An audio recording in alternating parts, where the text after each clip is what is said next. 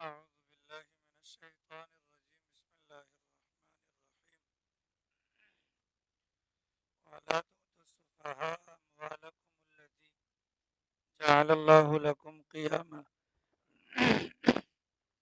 وارزقوهم فيها واكسوهم وقولوا لهم قولا معروفا وابتلوا اليتامى حتى إذا بلغوا النكاح فإن آنستم منهم رشدا فادفعوا إليهم أموالهم ولا تأكلوها إسرافا وبدارا أن يكبروا ومن كان غنيا فليستعفف ومن كان فقيرا فليأكل بالمعروف فإذا دفعتم إليهم أموالهم فاشهدوا عليهم وكفى بالله حسيبا للرجال نصيب مما ترك الوالدان والأقربون وللنساء نصيب مما ترك الوالدان والأقربون مما قل منه أو كثر نصيبا مفروضا۔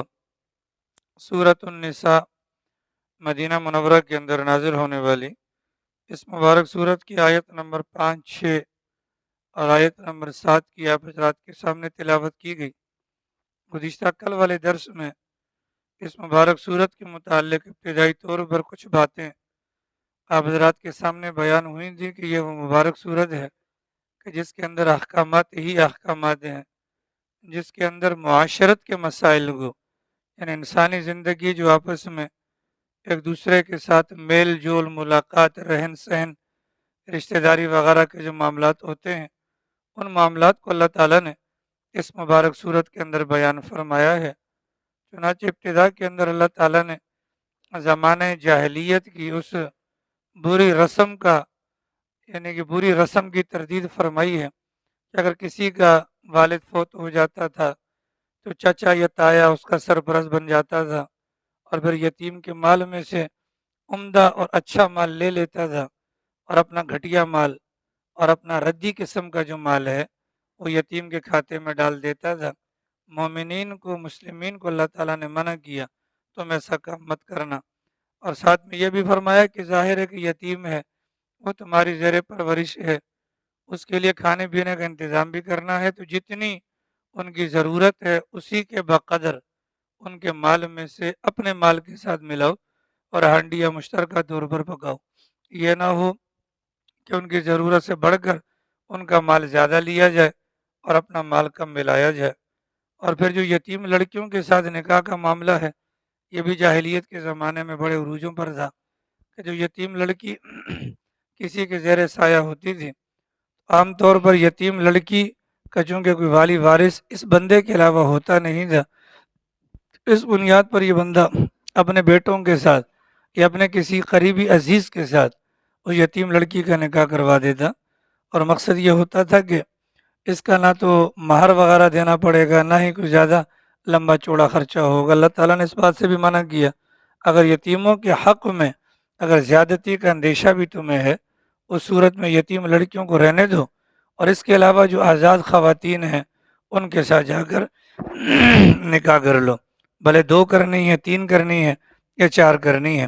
اور ساتھ میں یہ بھی بتلایا کہ 2 یا 3 یا جو 4 کا معاملہ ہے یہ کوئی لازمی نہیں ہے، بلکہ یہ تمہاری طبیعت پر موقوف ہے۔ اگر تمہارا دل کرتا ہے اور تم عدل کر سکتے ہو اور تم خرچہ برداشت کر سکتے ہو، 1 سے زیادہ بیویاں رکھنے کی بھی تمہیں اجازت ہے۔ لیکن اگر عدل نہیں کر سکتے یا خرچہ برداشت نہیں کر سکتے یا تمہاری طبیعت نہیں ہے تو پھر 1 بیوی ہی کافی ہے۔ اور پھر ساتھ میں یہ بھی فرمایا گیا کہ جو تمہاری بیگمات ہیں اپنی بیگمات کا مہر ادا کیا کرو، اور مہر جو دینا ہے یہ خوش دلی کے ساتھ دینا ہے، یعنی تنگ ہو کر نہیں دینا۔ یہ نہ سمجھا جائے کہ یہ کیا مصیبت ہے، یا یہ نہ سمجھا جائے کہ ہم نے لوگوں کی باتوں میں آ کر یہ مہر مقرر کیا، وگرنہ ایسا ہم کرتے نہیں۔ عام طور پر ہمارے یہاں نکاح کے موقع پر جب مہر کے اندر بحث ہوتی ہے تو کہنے والے کہہ دیتے ہیں لکھ لیں جی لکھ لیں، ہم نے کون سا دینا ہے۔ تو یہ بڑی غلط بات ہے۔ اس مہر کی رقم کی ادائیگی کے بغیر مرد کے لیے وہ عورت حلال نہیں ہوتی، لہذا مہر دینا ہے اور مہر لازماً دینا ہے۔ اگر عورت بغیر شوہر کے اشارتاً کہے یا زبان سے کہے یا آنکھیں دکھانے کے اگر وہ اپنا حق چھوڑنا چاہے سارا کا سارا، یا کچھ نہ کچھ حصہ چھوڑنا چاہے، یا فی الفور کے بجائے اگر وہ ادھار پر جانا جائے تو شریعت نے اس بات کی بھی اجازت دی ہے۔ اب یہ جو آگے والی آیات مبارکہ ہیں ان کے اندر اسی مسئلے کو، یتیم والا جو معاملہ ہے، اس کو ذرا مزید وضاحت کے ساتھ بیان کیا گیا کہ جو یتیم ہے اگر وہ کوئی مال چھوڑ کر مرا ہے، اس کا باپ وغیرہ اگر کوئی مال چھوڑ کر مرا ہے تو ظاہر ہے کہ یتیم انسان تب تک ہوگا جب تک وہ نابالغ ہوگا۔ جب وہ بالغ ہو جائے گا تو یتیمی والا جو لیبل ہے وہ اس کے سر سے ہٹ جائے گا۔ اگر ساری زندگی بندہ یتیم رہے تو پھر تو کائنات کے اندر کوئی بھی ایسا نہیں ہوگا جو کہ یتیم نہ ہو۔ تو جو یتیمی کے متعلق جو فضائل وغیرہ بیان ہوتے ہیں، اس سے مراد وہ بچہ کہ جس کی والدہ یا جس کا والد اس حال میں انتقال کر جائے کہ وہ بچہ ابھی نابالغ ہو۔ اگر اس کے میت کے یعنی اس بچے کے اگر والدین اگر مال وغیرہ چھوڑ کر مرتے ہیں تو صورت میں وہ بچہ جن کے زیر سایہ جائے گا تو یہ مال خود بخود ان کے پاس چلا جائے گا، وہ اس کے والی بن جائیں گے، وارث بن جائیں گے، سرپرست بن جائیں گے یا نگران بن جائیں گے۔ اب جب نگران وغیرہ بن گئے، اب مال ان کے پاس ہے لیکن مال ان کا نہیں ہے بلکہ مال ان یتیم بچوں کا ہے۔ جب مال یتیم بچوں کا ہے ابھی وہ نابالغ ہیں، نابالغ ہونے کی وجہ سے ان کو سمجھ بوجھ نہیں ہے، وہ بے وقوف ہیں، نادان قسم کے ہیں۔ شریعت نے فرمایا اگر اس نادانی کی حالت میں ان کے باپ کا مال، ان کی ماں کا چھوڑا ہوا مال اگر ان یتیم بچوں کو دیا جائے گا تو نتیجہ کیا ہے؟ ان کو سمجھ بوجھ تو ہے نہیں ہے، وہ مال کو ضائع کر دیں گے۔ وہ مال کو کیا کر دیں گے؟ ضائع کر دیں گے۔ حالانکہ مال وہ چیز ہے کہ جس کو اللہ تعالیٰ نے انسان کے کھڑا ہونے کا ذریعہ قرار دیا۔ انسان کے پاس مال ہوگا تو کھائے گا، انسان کے پاس مال ہوگا تو پہنے گا، انسان کے پاس مال ہوگا تو گھر بنائے گا۔ اب یہی مال اگر اٹھا کر ان یتیموں کو جن کو سمجھ نہیں ہے اگر ان کو دے دیا جائے گا تو نتیجہ کیا ہوگا؟ وہ مال کو ضائع کر دیں گے۔ جب وہ مال کو ضائع کریں گے تو کل کو ان کے کھانے کا انتظام کہاں سے ہوگا؟ ان کے پہننے کا انتظام کہاں سے ہوگا؟ ان کے رہنے کا انتظام کہاں سے ہوگا؟ تو شریعت نے فرمایا کہ اے یتیموں کے سرپرست حضرات، نگران حضرات، وَلَا تُؤْتُوا السُّفَهَاءَ کہ تم مت دو ان بے وقوفوں کو، یعنی یتیم بچے جن کو سمجھ نہیں ہے ان کو مت دو، اموالکم ان کے اموال، التی جعل اللہ لکم قیاما وہ اموال کہ جس کو اللہ نے تمہارے لیے قیام کا یعنی زندہ رہنے کا ذریعہ بنایا ہے۔ وارزقوہم اب یتیم بچے ہیں تو محلے والے سب کو پتہ ہوتا ہے۔ اب یہاں پر اگر کوئی بندہ مر جائے تو محلے والوں کو پتہ ہوتا ہے کہ یہ کتنا بڑا مالدار تھا، لہٰذا جب اس کے یتیم بچے، چھوٹے چھوٹے بچے جب ان کے تایا کے پاس یا ماموں وغیرہ کے پاس جائیں گے تو محلے والے ان بچوں کا دماغ خراب کرتے ہیں۔ یہ جو بندہ تمہارے اوپر اکڑ دکھاتا ہے نا، ہاں اس کی اکڑ میں نہیں آنا، اس کے پاس مال تمہارا موجود ہے، اگر یہ تم پر خرچ کرتا ہے، یہ تمہیں اپنے ساتھ رکھتا ہے تو تم پر کوئی احسان نہیں کرتا بلکہ تمہارے باپ کے مال میں سے تم پر خرچہ کرتا ہے، تو طبیعتوں کے اندر بگاڑ آئے گا، لوگ اس کو ورغلائیں گے۔ اللہ تعالیٰ نے فرمایا وَارْزُقُوهُمْ فِيهَا جو مال تمہارے پاس موجود ہے نا، ان باتوں پر دھیان مت دینا جو لوگ ان کو ورغلا کر تمہاری جانب لائیں گے، بلکہ جو مال تمہارے پاس ہے اس مال میں سے ان کی روزی روٹی کا انتظام کرنا، وَقْسُوهُمْ ان کے کپڑوں وغیرہ کا انتظام کرنا۔ اگر باہر کے لوگوں کی باتوں سے متاثر ہو کر اگر آ کر یہ تمہیں کہتے ہیں یہ ہمارے باپ کا مال، آگے سے ان کے ساتھ نرمی والا معاملہ کرنا، یہ نہ ہو کہ انہوں نے سختی کا یا جذبات کا یا جوش کا مظاہرہ کیا اور تم بھی اس موقع پر بد دل ہو گئے، نہیں۔ وَقُولُوا لَهُمْ قَوْلًا مَعْرُوفًا ان سے بھلی بات کرنا، چونکہ وہ بے وقوف ہیں، چونکہ وہ کیا ہیں؟ وہ بے وقوف ہیں۔ اگر ان کا مال ان کے ہاتھ میں دے دیا جائے گا وہ مال کو ضائع کر دیں گے، وہ مال کو کیا کر دیں گے؟ تو جواب کیا دینا ہے؟ اگر وہ آگے سے کہتے ہیں کہ تو یا تیرے پاس جو مال ہے وہ میرے باپ کا ہے تو جواب کیا دینا؟ بالکل جناب ہم آپ کے خادم ہیں، بالکل جناب ہم آپ کے کیا ہیں؟ خادم ہیں۔ اس بات کے کہنے سے کیا فائدہ ہوگا؟ اس بات کے کہنے سے فائدہ یہ ہوگا اس یتیم کا جذبہ ٹھنڈا ہو جائے گا، آپ ہائپر نہیں ہوں گے، مال اس کے ہاتھ میں نہیں دیں گے اور مال ضائع ہونے سے بچ جائے گا۔ مال ضائع ہونے سے کیا ہو جائے گا؟ بچ جائے گا۔ حضرت عبداللہ ابن عمر بچے تھے رضی اللہ تعالی عنہ، اور حضرت حسن حضرت حسین یہ بھی دونوں بچے تھے۔ ایک دن بچے باہر کھیل رہے تھے، گلی کے اندر بچے کھیل رہے تھے، اتنے میں جو حضرت عمر کا دور حکومت ہے، اتنے میں بچوں نے کھیلتے کھیلتے حضرت عمر کو دیکھ لیا۔ حضرت عمر کو دیکھ کر تو حضرت حسن نے یا حضرت حسین نے کہا کہ وہ دیکھو ہمارے باپ کا غلام آ رہا ہے۔ کیا کہا؟ وہ دیکھو ہمارے باپ کا غلام آ رہا ہے۔ حضرت عمر کے متعلق کہا تو مراد کیا تھی کہ میرے نانا سرکار دو عالم صلی اللہ علیہ وسلم ان کا غلام آ رہا ہے۔ عبداللہ ابن عمر کو یہ بات عجیب سی لگی کہ میرے باپ کو اپنے باپ کا غلام کہا، لیکن حضرت عمر فاروق رضی اللہ تعالیٰ عنہ اس بات کو سمجھتے تھے۔ اس بنیاد پر عبداللہ ابن عمر سے کہا جاؤ ان دونوں شہزادوں کو بلا کر لاؤ، اور بلا کر لائے تو جیب سے پرچی نکالی، کہا اس بات پر لکھ کر دو، یہ بات ہمیں پرچی پر لکھ کر دو کہ عمر تمہارے باپ کا غلام ہے، یہی بات میری نجات کا سبب بن جائے گی۔ آ رہی سمجھ رہی میں؟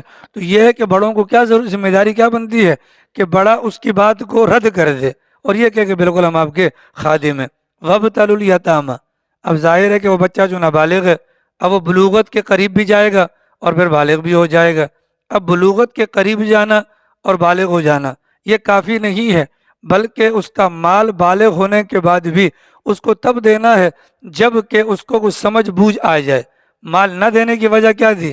اس کو عقل نہیں ہے۔ اب مال دینا ہے، پہلے وہ نابالغ تھا، یتیم تھا، اب اس کے نگران تھے، وہ بالغ ہو گیا، اب نگرانی کا چیپٹر کلوز ہو جائے گا۔ اب اس کو مال دینا ہے تو مال دینے کے لیے عقل کا تمام ہونا ضروری ہے، اور عقل کا اتمام کب پتہ چلے گا؟ جب اس کا امتحان لیا جائے گا، اس کا امتحان لے لیا جائے۔ علماء نے دو طریقے لکھے ہیں۔ ایک طریقہ تو یہ ہے آپ اس کو کچھ رقم نکال کر دے دیں، رقم نکال کر دے دیں اور اس کو یہ نہ بتلائیں کہ میں نے تمہیں رقم کیوں دی ہے، رقم دے کر خاموش ہو جائیں۔ ہفتہ گزر جائے، 2 ہفتے گزر جائیں، 3-4 ہفتے گزرنے کے بعد اس کو بلوائیں اور اسے پوچھیں ہاں بھیا وہ جو پیسہ میں نے تمہیں دیا تھا اس پیسے کا تم نے کیا کیا؟ اب سوچیں اس نے پیسے کا کیا کیا۔ اگر پیسہ ضائع کر دیا تو مطلب بالغ ہو گیا پر عقل نہیں آئی۔ اگر اس نے اس پیسے کے ذریعے سے نفع کا سودا کیا ہے تو سمجھ جاؤ کہ بالغ بھی ہو گیا اور عقل بھی تمام ہو گئی۔ اس انداز سے وہ کر لیا جائے۔ یا دوسری صورت علماء نے یہ لکھی ہے اس کا امتحان اس انداز سے لیا جائے، اس کو پیسے دے دیے جائیں کہ جاؤ بازار سے اپنے لیے کپڑے خرید کے لاؤ۔ مثال کے طور پر وہ بازار کے اندر جائے، کپڑے خرید کے لائے، اب ان کپڑوں کا جائزہ لو، اس نے سستا سودا کیا ہے یا مہنگا سودا کیا ہے، اس نے اچھے کپڑے خرید کر لایا ہے یا یہ گھٹیا قسم کے کپڑے لے کر آیا ہے۔ ان تمام معاملات میں اگر وہ جو ولی ہے، سرپرست ہے، وہ سمجھتا ہے کہ نہیں اب الحمدللہ اس کا دماغ یا اس کی عقل تمام ہو چکی ہے، اس صورت میں مال اس کو دیا جا سکتا ہے۔ فرمایا وابتلوا الیتامى، یتیموں کا امتحان لو، یتیموں کا امتحان۔ یہ نہ کہو کہ یار ہم کیا کریں جی، ہمارے متھے سے یہ بھلا اترے، ہم نے ان کا مال ان کے سپرد کر دیا۔ نہیں، شریعت مطہرہ نے ان سرپرست حضرات یعنی کہ جو اس بچے کے بارے میں غور و فکر کر رہے ہیں، اس بچے کی اصلاح کے بارے میں فکر مند ہے، ان کو اتنا ثواب دیا جائے گا جتنا کہ جہاد کے اندر شریک ہونے والے افراد کو ثواب ملتا ہے۔ لہذا یہ نہ سوچا جائے کہ یار اب تو بالغ ہو گئے، یہ لو سارا تمہارے باپ کا مال میں نے تمہارے حوالے کے۔ نہیں، شریعت نے جہاں بے وقوف ہونے کی حالت میں منع کیا جب کہ وہ نابالغ تھا، تو شریعت نے کہا کہ بالغ بھی ہو جائے، بالغ ہونے کے بعد بھی امتحان لینا ہے، امتحان کے اندر کامیابی کی صورت میں یتیموں کو ان کا مال دیا جائے۔ ٹھیک ہے، وابتلوا الیتامى، ان کا امتحان لو، حتی اذا بلغوا النکاح، یہاں تک کہ وہ نکاح کی عمر کو پہنچ جائے، یہاں تک کہ وہ نکاح کی عمر کو پہنچ جائے۔ ظاہر ہے کہ جب نکاح کی عمر کو پہنچے گا تو نکاح کے وقت میں تو کم سے کم وہ عاقل ہوگا۔ اگر نکاح کے وقت میں بھی اس کو عقل نہیں ہے، اس کو بہن بیٹی کون دے گا؟ بے وقوفوں کو تو کوئی بھی نہیں دیتا نا۔ ہمارے یہاں پر ایک بے وقوف گھومتا ہے نا جو 10 روپے ہر بندے سے مانگتے ہیں، اس کی شادی ہوئی ہے؟ بولیے، بہت سارے ایسے لوگ آپ کو نظر آئیں گے جو بے وقوف ہوں گے، ان کی شادیاں نہیں ہوتی۔ تو گویا کہ شادی کے لیے بھی عقل ضروری ہے، شادی کے لیے بھی کیا ہے؟ عقل ضروری ہے۔ فَإِنْ آنَسْتُم مِّنْهُمْ رُشْدًا، اب جو اولیاء ہیں ان کو حکم دیا جا رہا ہے اس یتیم کے بارے میں، اگر تمہیں لگتا ہے، تم مطمئن ہو ان کے اندر خیر آ گئی ہے، بھلائی آ گئی ہے، ان کے اندر سمجھ بوجھ آ گئی ہے، اب یہ اچھے برے کی تمیز کرنے کے قابل ہو گئے ہیں، تو فَادْفَعُوا إِلَيْهِمْ أَمْوَالَهُمْ، ان کے اموال اٹھا کر ان کے حوالے کر دو، ان کے مال اٹھا کر ان کے حوالے کر دو۔ وَلَا تَأْكُلُوهَا إِسْرَافًا وَبِدَارًا، اگلا حکم یہ بیان کیا گیا جب تک یہ یتیم بچے تمہاری زیر پرورش ہیں، ان کے مال کے اندر اسراف والا معاملہ نہیں کرنا۔ اسراف والا معاملہ کیا ہے؟ اسراف والا معاملہ یہ ہے، اتوار بازار سے بھی کپڑے مل سکتے ہیں۔ اسراف والا معاملہ کیا ہے؟ اتوار بازار سے بھی کپڑے مل سکتے ہیں، اور سخی حسن سے بھی کون سی مارکیٹ ہے ہارون والی، اس سے بھی کپڑے مل سکتے ہیں، واٹر پمپ پہ بھی مل سکتے ہیں، اور JJ.com سے بھی جا کر کپڑے مل سکتے ہیں۔ اب اس موقع پر یتیم کی ذمہ داری، یتیم کا جو سرپرست ہے اس کی ذمہ داری کیا ہے؟ اس کے مال کے اندر اسراف نہ کیا جائے۔ ظاہر ہے کہ جو J.Dot سے جا کر کپڑے لے گا وہ تو اسراف کر رہا ہے، کیونکہ وہ بندہ اپنی دکان پر جہاں پر یہ مارکیٹ کے اندر کپڑے موجود ہیں، تو وہ کپڑا اگر 1000 روپے کا ہے تو JJ والا وہ 2000 روپے کا دے گا، کیونکہ وہ جگہ کی بھی حساب سے مارے گا، وہ دکان کا کرایہ بھی لے گا، وہ ڈیکوریشن کے پیسے بھی کاٹے گا۔ تو یتیم کے سربراہ کو کیا کہا گیا کہ تم اسراف نہیں کرنا، مطلب اس کی ضرورت کو ضرورت سمجھ کر پورا کر لو۔ اگر اتوار بازار سے اگر اس کو تن بدن ڈھکنے کے لیے اچھا کپڑا مل جاتا ہے تو یہیں سے لے لیا جائے۔ اب وہ بندہ یہ سوچے جو یتیم کا سربراہ ہے کہ نہیں، میں جاؤں گا اور مہنگی جگہ سے جا کر اس کی خریداری کروں گا، مقصد کیا ہے کہ میرے کون سے باپ کا پیسہ ہے، ٹھیک ہے، یہ اسراف کے اندر آ جائے گا۔ فرمایا اسراف مت کرنا۔ نمبر 2، وہ بیدارن، بیدارن کا مطلب کیا ہے؟ ایک بندہ مرا اپنی اولاد کے لیے 1,00,000 روپے چھوڑ کر، اب اس کا جو والی وارث ہے وہ یہ چاہتا ہے جتنا جلدی ہو سکے اس کا پیسہ ختم کر لیا جائے یتیموں کا، تاکہ بعد میں یہ بالغ ہو کر ہم سے مطالبہ نہ کرے۔ شریعت نے فرمایا ایسا بھی مت کرنا۔ وَلَا تَأْكُلُوهَا، یتیموں کے مال کو مت کھاؤ اسرافاً، فضول خرچی کے ذریعے سے، وَبِدَارًا، اور جلدی جلدی، اَن يَكْبَرُوا، کہ کل کو یہ بڑے ہو کر مطالبہ نہ کر لیں۔ اگلا حکم یتیم کے لیے جو ہانڈیاں پکانی ہے، یتیم کے لیے جو ہانڈیاں پکانی ہے تو شریعت مطہرہ نے اس معاملے میں بڑا سختی والا معاملہ فرمایا۔ اگر بندہ مالدار ہے جو یتیم کا والی وارث ہے، اگر وہ مالدار ہے تو شریعت کہتی ہے اس کا کھانا الگ ہو، تمہارا کھانا الگ ہو، اس کا کھانا الگ ہو، تمہارا کھانا الگ ہو۔ مطلب اس کے لیے اس کے مال میں سے جو ہانڈیاں پکے، اس ہانڈیاں میں سے اگر تمہیں نمک بھی چیک کرنا ہو تو زبان کی حد تک چیک کرنے کے بعد اس نمک کو بھی تھوک دیا جائے۔ کتنی سختی ہے، آ رہی سمجھ میں؟ یہ آپ نے نام سنا ہوگا دارالعلوم دیوبند کا، نام سنا ہے؟ دارالعلوم دیوبند کا یہ مدرسہ آج تک قائم ہے، حالانکہ ہندوستان کے اندر ہندوؤں کی حکومت ہے۔ اس کی بنیادی وجہ کیا ہے کہ وہاں جن لوگوں نے یہ مدرسہ قائم کیا تھا نا، وہ بڑے نیک اور پاک باز لوگ تھے۔ غالباً مولانا عزیز الرحمان صاحب تھے جو سب سے پہلی مرتبہ دارالعلوم دیوبند کے اندر طلبہ کے لیے کھانا پکا۔ دن تھا جمعرات کا، طلبہ موجود نہیں تھے، کچھ تو چھٹی پر گئے ہوئے تھے اور کچھ باہر کھیلنے وغیرہ کے لیے گئے ہوئے تھے۔ چنانچہ وہاں پر جو کھانا پکا طلبہ کے لیے، اس کا نمک چیک کرنا تھا، اس کا نمک چیک کرنا تھا۔ تو مولانا عزیز الرحمان صاحب نے نمک چیک کرنا بھی گوارہ نہ کیا کہ یہ جو مال ہمیں لوگ دیتے ہیں یہ یتیموں کے لیے دیتے ہیں، فقیروں کے لیے اور مسکینوں کے لیے دیتے ہیں۔ تو حکم شرع یہی ہے، اگر کسی کے زیر سایہ یتیم بچے ہیں اور جس کے زیر سایہ یتیم بچے ہیں اگر وہ مالدار ہے تو اس کو چاہیے کہ ان کی ہانڈی الگ پکے، اگر نمک بھی چیک کرنا ہو، مرچ مسالہ چیک کرنا ہو، اس کو تھوک دیا جائے، اس تھوک کو اندر نکلنے کی بھی اجازت نہیں ہے۔ وَمَنْ كَانَ غَنِيًّا، اگر والی وارث مالدار ہے، اگر والی وارث کون ہے؟ مالدار ہے، فَلْيَسْتَعْفِفْ، تو اس کو چاہیے کہ اس کے مال سے اپنے آپ کو بچائے۔ وَمَنْ كَانَ فَقِيرًا، لیکن اگر کوئی والی وارث خود تنگ دست ہے، کمزور ہے، یعنی کہ وہ صاحب نصاب نہیں ہے، فَلْيَأْكُلْ بِالْمَعْرُوفِ، اور اس کے مال میں سے کھانا چاہے تو پھر بھلے طریقے سے کھائے، مطلب جتنا ضرورت ہے، جتنا ضرورت ہے۔ فَإِذَا دَفَعْتُمْ إِلَيْهِمْ أَمْوَالَهُمْ، جب ان یتیموں کو مال دینے کی باری آئے، مال دینے کی باری ہے تو شریعت کیا کہتی ہے؟ فَأَشْهِدُوا عَلَيْهِمْ، مال دیتے ہوئے دو بندوں کو گواہ بنا لو، مال دیتے ہوئے دو بندوں کو کیا کر لو؟ گواہ بنا لو۔ یہ گواہ کیوں بنایا جائے؟ تاکہ کل کو اگر لوگ اس کا دماغ خراب کریں بچوں کا تو کم از کم وہ دو گواہ گواہی دے سکیں کہ بھائی اس انہوں نے ان کے بال کا مال، باپ کا جو مال تھا وہ ان کے حوالے کر دیا تھا، تو فرمایا کہ یہ گواہی کا معاملہ کرنے کے بعد ان کا مال ان کے سپرد کر دو۔ وَكَفَى بِاللَّهِ حَسِيبًا، اور اللہ تعالیٰ بہترین حساب لینے والا ہے۔ آج کل کے زمانے میں شاید ہی آپ کو ان شرائط پر حامل، ان شرائط کا حامل کوئی بھی والی یا وارث ملے گا؟ ملے گا؟ نہیں ملے گا۔ تو نتیجہ کیا ہوتا ہے؟ یہ بہت بڑا گناہ ہے۔ کسی کا انتقال ہو جاتا ہے تو سارے رشتہ دار کھڑے ہو جاتے ہیں، ہم پالیں گے، ہم پالیں گے، ہم پالیں گے، اور اس موقع پر سارے کے سارے تیار تو ہوتے ہیں لیکن بعد میں جو یتیموں کے ساتھ سلوک کیا جاتا ہے اللہ کی بلا. ٹھیک ہے. یہاں پر ایک بندہ ہے، نام لینا مناسب بھی نہیں ہے، اس نے اپنی بیوی کو طلاق دے دی. بچے چھوٹے چھوٹے تھے، میرا خیال یہ ہمارے محمد جتنے ہوں گے. ٹھیک ہے. تو بیوی کو اس نے طلاق دے دی اور دوسری شادی کر لی. تو جو سوتیلی ماں تھی، جو اوریجنل ماں تھی وہ کراچی میں تھی، سوتیلی ماں واکینٹ کے اندر تھی. تو بچے تو باپ کے پاس رہ گئے. سوتیلی ماں اپنے سوتیلے بچوں کو مارتی تھی، موبائل آن کر کے اس کی ماں کو سناتی تھی چیخیں. آ رہی سمجھ میں؟ اللہ کے نبی علیہ السلام کا فرمان ہے گھروں میں سے بہترین گھر وہ ہے کہ جس کے اندر یتیم ہو اور اس کے ساتھ اس نے سلوک کا معاملہ ہو، اور گھروں میں سے بدترین گھر وہ ہے کہ جس کے اندر کوئی یتیم نہ ہو اور اس کے ساتھ اس نے سلوک وغیرہ کا معاملہ نہ کیا جاتا ہو. ٹھیک ہے.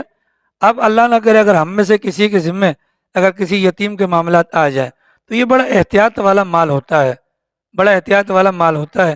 اس مال کو خرچ کرنا ہے اور اس خرچ کا پورا انتظام اپنے پاس حساب کتاب رکھنا ہے. کل کو جب اس کا مال اس کے بالغ ہونے کے بعد دو گواہوں کی موجودگی میں جب اس کے سپرد کیا جائے، اس کو بتلایا جائے کہ 2007 کے اندر یہ میرے زیر پرورش آیا تھا، میں نے اس کی دوائی پر اتنا خرچہ کیا، اس کے لباس پر اتنا خرچہ کیا، اس کے کرائے پر اتنا خرچہ کیا، اس کی تعلیم پر اتنا خرچہ کیا، ان تمام چیزوں کی لکھت پڑھت کرنے کے بعد باقی ماندہ جو مال ہے وہ اٹھا کر دو گواہوں کی موجودگی میں اس کے سپرد کیا جائے تو وکفا باللہ حسیبہ. اس کے اندر جو کمی کوتاہی رہ گئی تو اللہ تعالیٰ بہترین حساب لینے والا ہے.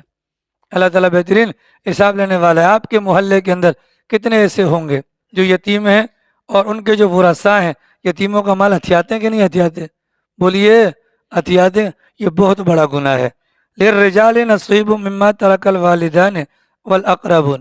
زمانہ جاہلیت کے اندر اگر والدین کا انتقال ہو جاتا اور اولاد میں سے اگر عورت ہوتی، عورت کو حصہ نہیں دیتے تھے اور کہا یہ جاتا تھا عورت چونکہ لڑ نہیں سکتی اس کو حصہ دینے کی کیا ضرورت ہے.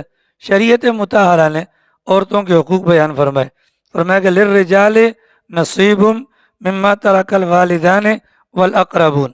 اگر ماں باپ مر جائیں اور اولاد میں اگر لڑکے موجود ہوں تو ماں باپ یا رشتہ داروں کے چھوڑے ہوئے مال میں سے ان کو بھی حصہ ملے گا. وللنساء. اگر ماں باپ یا رشتہ دار مر جائیں اور پیچھے مال چھوڑیں اور مال کے اندر عورت بھی موجود ہو اولاد میں سے نصیب مما ترک الوالدان والاقربون، ان کو بھی اس میں سے حصہ ملے گا. ٹھیک ہے. آج ہمارے معاشرے کے اندر بھی بہن بیٹیوں کو حصہ نہیں دیا جاتا. ٹھیک ہے. کوئی اگر بہت زیادہ غیرت مند ہوگا 4 مہینے لگا کر آئے گا تو آ کر بہن کی ٹانگیں دبائے گا. ٹھیک ہے. پھر آ کر کیا کہتے ہیں میری باجی نے مجھے معاف کر دیا. اللہ کے بندے پہلے دے تو صحیح دوں. معافی کی تو دور کی بات ہے. ہاں معافی کی تو دور کی بات ہے. میں کہتا ہوں مثال کے طور پر عمران کو میں کہتا ہوں جا میں نے سارا کا سارا پاکستان تجھے دے دیے. ہاں تو پاکستان میرے پہ ہے ہی نہیں ہے تو میں کیسے دے دوں؟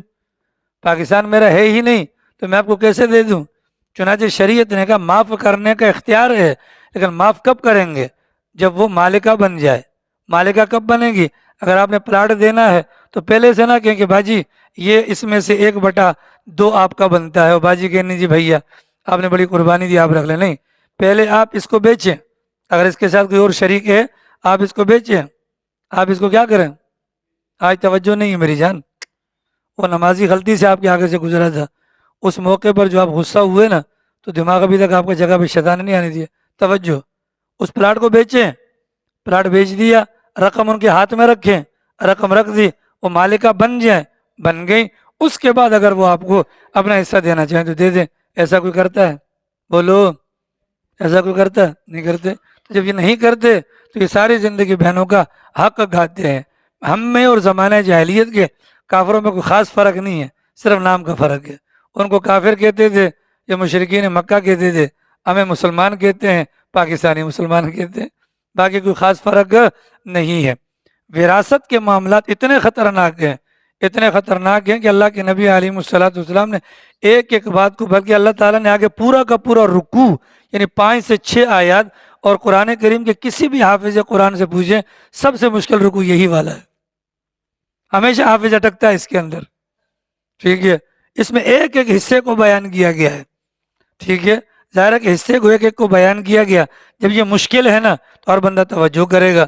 اس بنیاد پر زمانہ جاہلیت والے دستور کو ختم کرنے کی ضرورت ہے. ٹھیک ہے. اب آج کل کے زمانے میں ہر بندہ اپنا حق لینے کے لیے کوشاں ہوتا ہے، لیکن اپنی بہن بیٹیوں کو یہ کہتے ہیں کہ ہم نے جہیز دے دیا. تو بھائی جہیز جو آپ نے دیا آپ کی طرف سے گفٹ ہے. اگر آپ نے بہن بیٹیوں کو جہیز دیا ہے تو آپ نے اپنے بیٹے کی یا بھائی کی شادی پر بھی تو خرچہ کیا ہے. ہاں، اگر اس کو جہیز دیا 2 لاکھ کا، اس کی شادی پر بھی تو خرچہ ہوا 2 لاکھ کا. یہاں پر بھائی یا بیٹے کے لیے پورا پورا حصہ ہوتا ہے، لیکن بہن یا بیٹی کا معاملہ آتا ہے اس موقع پر کیا کہتے ہیں، ہم نے تو جہیز کے اندر سب کچھ نمٹا دیا. تو یاد رکھیے گا یہ بہت بڑا گناہ ہے. یہ کیا ہے؟ یہ بہت بڑا گناہ ہے. یہ کیا ہے؟ بہت بڑا گناہ ہے. ابھی حال ہی کا واقعہ ہے پنجاب کا. کسی بندے کا انتقال ہوا. انتقال کے بعد اس کی میت کو جب قبرستان لے کر جایا گیا، اس کی ایک ہی بہن تھی. تو اس کے بعد اب سارا مجمع جو ہے قبرستان کے اندر موجود ہے. ابھی تک قبر کو اوپر سے بند نہیں کیا تھا اور میت اندر لیٹی ہوئی تھی. اس مرنے والے کی بہن بغیر دوپٹے کے قبرستان کے اندر آ گئی اور قبر کے سرانے پر کھڑے ہو کر کہا، خدایا تجھے تیری خدائی کا واسطہ میرے اس بھائی کی قبر کو جہنم کا ایندھن بنا دے، اور میری آنکھوں کے سامنے یا اللہ اس کی قبر کے اندر آگ جلا دے. لوگوں نے منہ پر ہاتھ رکھا، خدا کی بندی کیا کر رہی ہے یہ تو؟ ٹھیک ہے. لیکن وہ چیختی رہی یہاں تک کہ ساری دنیا نے، وہاں پر موجودہ لوگوں نے دیکھا اللہ نے قبر کے اندر آگ جلا دی. قبر کے اندر آگ جلا دی. کہا خدایا اب میں راضی ہو گئی. بعد میں لوگوں نے پوچھا کہ یہ کیا ماجرا تھا؟ کہا کہ میرا باپ اور میری ماں بہت بڑا مال چھوڑ کر مرے تھے. اس ظالم کی میں اکیلی بہن تھی اور یہ میرا اکیلا بھائی تھا. میں بھیک مانگ مانگ کر آج تک گزارا کر رہی ہوں. اس نے میری ماں اور میرے باپ کے مال میں سے میرا حصہ نہیں دیا. یہ بہت بڑا گناہ ہے بھیا. اپنے گھروں پر جا کر معلوم کریں، اپنے باپ داداؤں کو جا کر کہیں آپ نے جائیداد میں بٹوارا کیا تھا کہ نہیں کیا تھا. اب یہاں پر 36 کے اندر ایک فیملی رہتی ہے، نام لینا مناسب نہیں ہے. اب وہ تیسری پیڑھی چل رہی ہے. تیسری پیڑھی میں سے ایک بندے کا انتقال ہو گیا. خدا کی قسم وہ سارے کے سارے آپس میں دستوں گریبان ہیں، جبکہ دوسری پیڑھی کی جائیداد ابھی تک تقسیم نہیں ہوئی ہے. دوسری پیڑھی کی جائیداد ابھی تک تقسیم نہیں ہوئی ہے. اور میں آپ کو ایسے ایسے حالات بتلاؤں آپ حیران رہ جائیں گے کہ جو لوگ جو کچھ کر رہے ہیں، جو لوگ جو کچھ کر رہے ہیں، مرنے والے کو بھول گئے. مرنے والے کو بھول گئے اور اس کے بعد اس کے مال کے ساتھ جو معاملات، اس کی بیوہ کے ساتھ، اس کے بچوں کے ساتھ جو معاملات کیے جاتے ہیں اللہ تعالیٰ کی بنا. جب وہ آج کریں گے تو کل ان کے ساتھ بھی ایسا ہی ہوگا. آ رہی سمجھ میں؟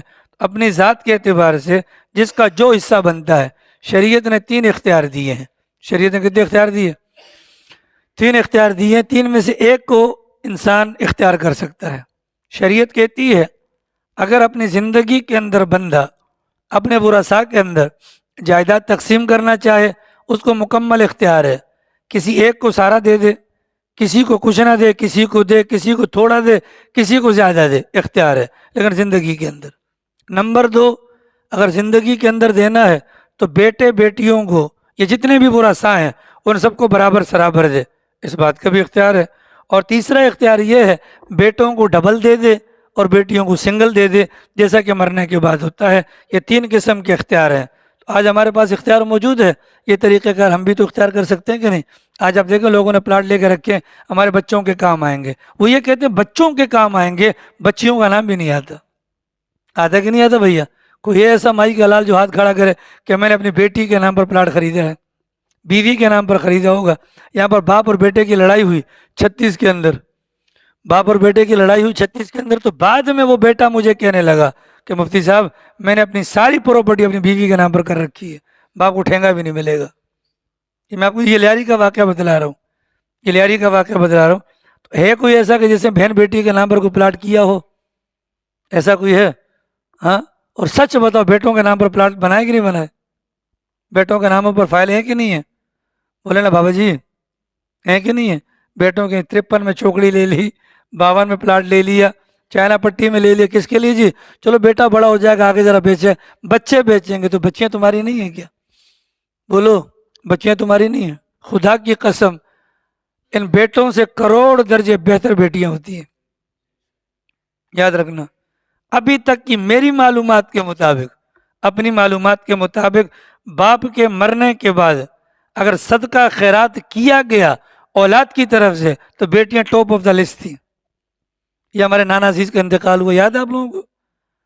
ہاں، اس کی بیٹی اب بھی مجھے فون کر کر کے باقاعدہ کہتی ہے میرے باپ کے لیے دعا کرنا. اس کے بیٹوں نے آج تک نہیں کہا. برا مت بنائیے گا. اس کی بیٹی آج بھی مسجد کے ساتھ تعاون کرتی ہے کہ میرے باپ کے لیے دعا کر دینا. بیٹے تو اس کے بھی ہیں، حالانکہ شاید ہی بیٹی کے لیے نانا عزیز نے اتنا خرچہ کیا ہو جتنا ان بیٹوں کے لیے. کہ یاد ہے اس کی بیماری کی بنیاد اولاد کا دکھ تھا کہ اولاد وہاں پر جیل کے اندر موجود تھی. ٹھیک ہے، اس بنیاد پر اولاد میں سے بیٹوں کے بارے میں زیادہ نہ سوچیں، بیٹیوں کے بارے میں سوچا کریں. بیٹیوں کے بارے میں سوچا کریں کہ دکھ سکھ کی بھی یہ اپنا ساتھی ہوتی ہیں، اور ہمارے مرنے کے بعد یہی ہمارے لیے کیا کرتی ہیں؟ دعائیں بھی کرتی ہیں. کیا کرتی ہیں؟ دعائیں بھی کرتی ہیں.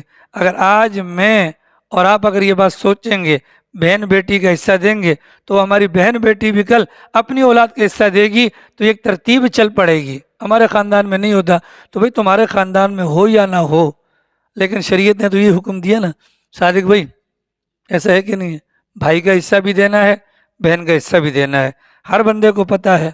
آج کل ویسے بھی موت کا تو پتہ نہیں چل رہا، اتنا ضرور پتہ ہے کہ ہمارے پاس مال ہے. تو جب مال ہے تو زندگی کے اندر تقسیم کر لیا جائے. کوئی مشکل ہوگی؟ بولیے، کوئی مشکل ہوگی؟ نہیں ہوگی. بندہ آفس جا رہا تھا، راستے میں اس کو ریڑھی نظر آئی، ریڑھی پر تھے انگور. انگور بڑے اچھے لگے، اس نے 2 کلو انگور لے لیے. 2 کلو انگور لے لیے اور انگور لے کر سوچا کہ یار آفس میں بعد میں جاؤں گا، چلو پہلے جا کے انگور کھا لیتا ہوں. انگور لے جا کر گھر پر دیے اپنی بیگم کو. ٹھیک ہے، اور کہا کہ اس کو دھو ذرا میں نماز پڑھ کے آتا ہوں. کہ نماز پڑھ کے واپس آئے تو بچوں نے سارے انگور کھا لیے تھے. بچوں نے سارے انگور. یہ بات اس کے دل پہ جا کر لگی کہ کتنے ظالم بچے ہیں، میری بیوی بھی ظالم، میرے بچے بھی ظالم ہیں. ان کو پتہ بھی اتنی چاہت سے میں اپنے لیے لایا، انہوں نے اتنی دیر میرا انتظار نہیں کیا کہ میں نماز پڑھ کے آ جاتا. وہیں پر بیٹھے بیٹھے ساری کی ساری جائیداد کو اولاد کے درمیان تقسیم کیا اور خود وہاں سے گھر سے نکل کر 4 مہینے میں چلا گیا. کہاں گیا؟ 4 مہینے میں گیا، اذان سیکھی. 4 مہینے میں گیا، اذان سیکھی. پہلے موقع پر اذان دینے لگا، اشہد ان محمد رسول اللہ کہا تو اس کو ہارٹ اٹیک ہوا اور وہیں پر اس کا انتقال ہو گیا. آ رہی سمجھ شریفہ میں؟ لہٰذا مال کا بھروسہ کوئی نہیں ہے، اس مال کو زندگی میں تقسیم کر دی جائے. فرمایا نصیب مفروضہ، یہ جو بتلایا جا رہا ہے یہ مقرر شدہ حصے ہیں، لہٰذا ان کو مقرر شدہ حصوں کو ادا کیا جائے. اللہ پاک توفیق عمل نصیب فرمائے. کل جمعرات درس نہیں ہوگا، باقی انشاءاللہ پرسوں بیان کریں.